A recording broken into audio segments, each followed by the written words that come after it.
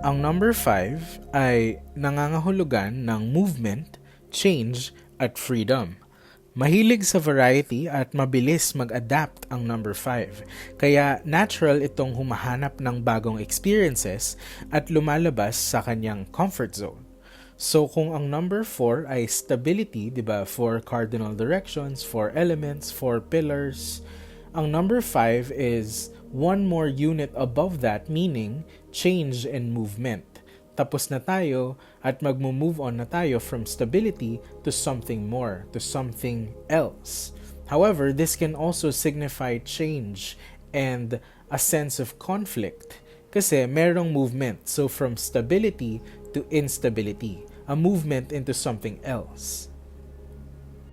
So, ito ang reason kung bakit ang number 5 of Wands ay actually, ang message niya ay conflict. Pero, medyo moderate or light conflict. Hindi naman siya serious na tunggalian, di ba? So, natural kasi sa Wands na makita ang buhay bilang isang challenge, something to overcome. So, yun yung natural energy ng Wands as a fire element. So, fire signs view life as something challenging. Mas merong energy yung fire doon kapag parang battlefield sa kanila and puro action yung life nila, yung kwento nila sa buhay. Pero in its best form, itong laban na ito ay nagiging parang joyful challenges, mga pagsubok na kailangan nating pagdaanan. So, 'di ba, minsan sinasabi natin na laban lang sa buhay, parang ganun. So, in its best form, life is a series of challenges in front of us. So, for fire signs, that keeps things interesting.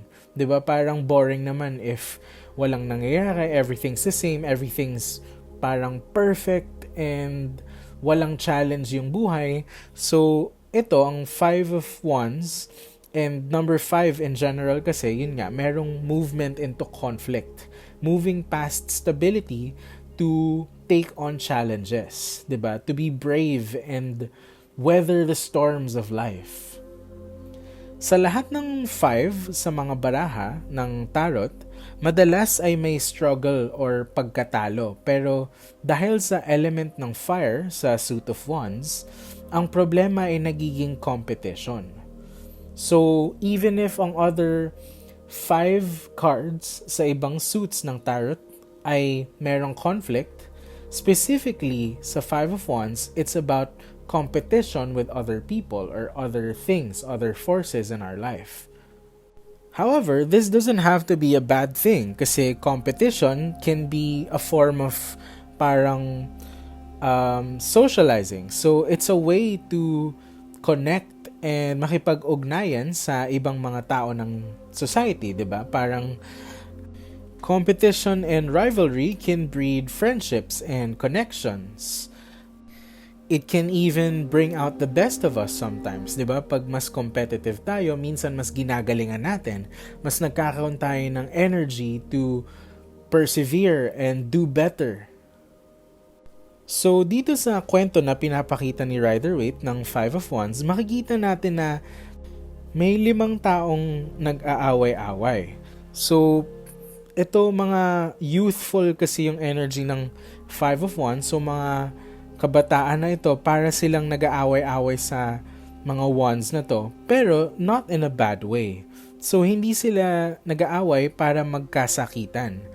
Parang mga batang naglalaro ng sundalo or knights, parang yung mga espada, ganun, tas naglalaro sila with their imagination, ng fantasy, ganun. Parang ganun yung kwento na pinapakita ng 5 of Wands. So, it's something of a conflict, but out of healthy competition. Tapos, out of youthful energy to bond and connect with other people.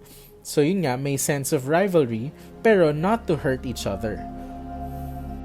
So, kapag lumabas ang 5 of Wands sa isang reading, potentially ang sinasabi niya is you are in a situation or a circumstance in your life where you are participating in an environment of competition. Parang meron kang several rivals in your life, pero they're not bad relationships. Parang these people can actually be friends close to you that bring out the best version of you.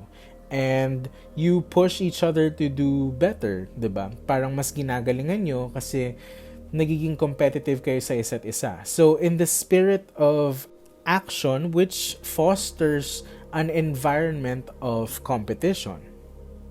So, simple lang, diba? Essentially, the Five of Wands is saying na where you are in life right now is an energetic time. It's a good time and a good environment for an exchange of energy. Now, you can learn from your rivals and your friends.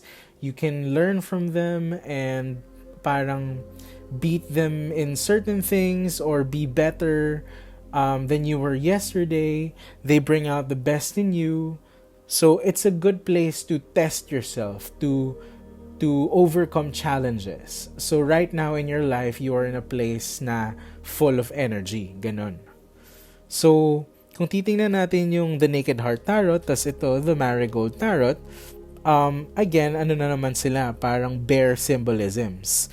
Parang ito, sa The Naked Heart Tarot, meron lang 5 na wands, tapos parang nagko-connect sila lahat. Kasi nga, yung spirit of parang competition, tapos bangayan, pero not out of malice or intent to hurt, 'di ba? Tapos makikita lang natin yung parang very active na fire energy sa likod, ganon.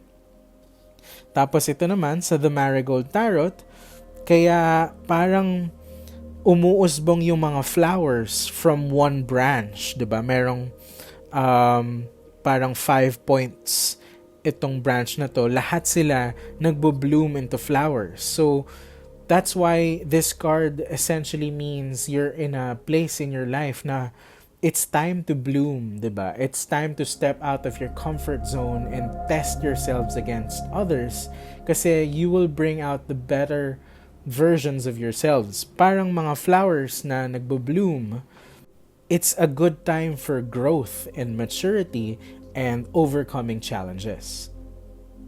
Ngayon, kapag naka-reverse naman ang Five of Wands, ang competition na maligaya at may excitement ay magkakaroon na ng respeto sa rules.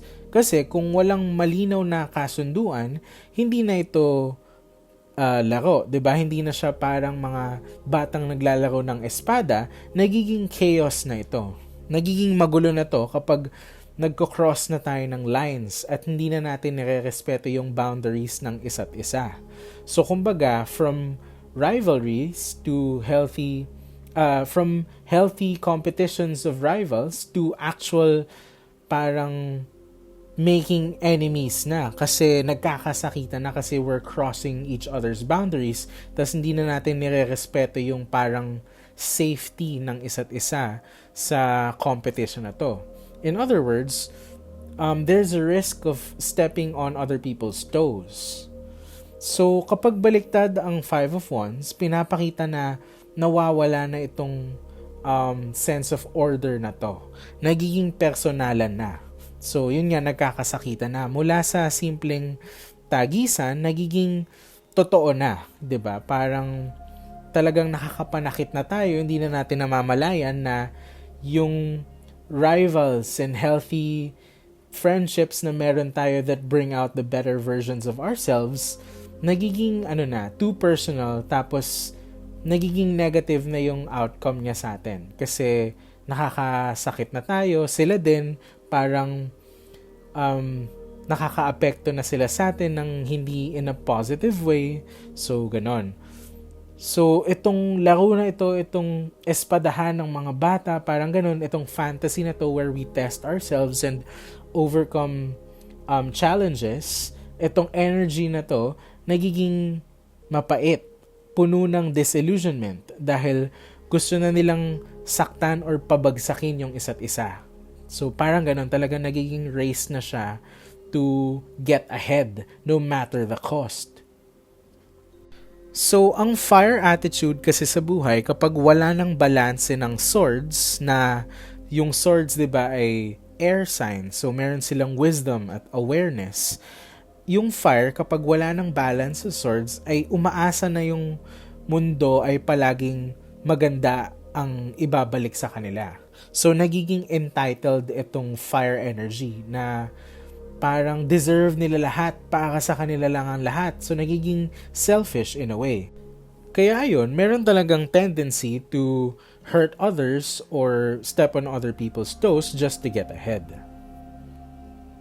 Alternatively, actually, kapag reversed Five of Wands, pwede ding ang sinasabi niya ay parang yung spirit of competition, yung parang environment na nagpo-push sa atin to outdo ourselves, to be better, di ba? Parang naubos yung fire.